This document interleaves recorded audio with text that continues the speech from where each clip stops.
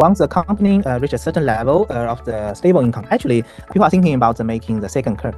So according to your rich experience, the growth may hit a ceiling when it happens. How can the founder typically balance their energy between current business or the second curve development?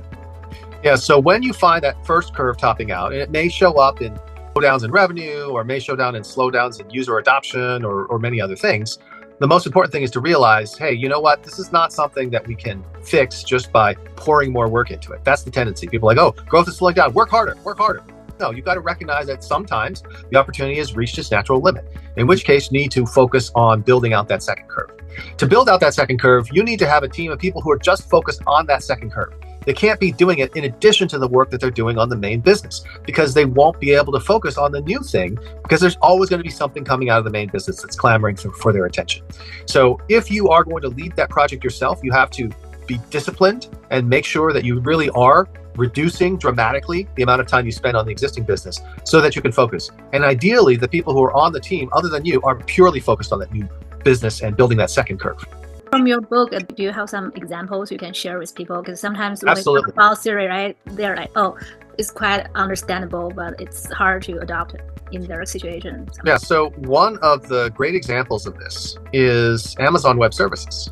So Amazon Web Services is something that came out, it's almost 20 years old now, if you can believe that.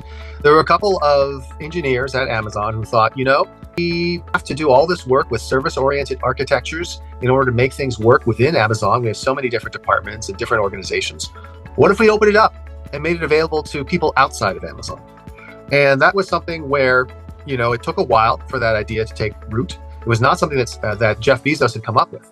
But when they presented it to Jeff Bezos, Jeff said, actually, I think this is something interesting. And he backed it.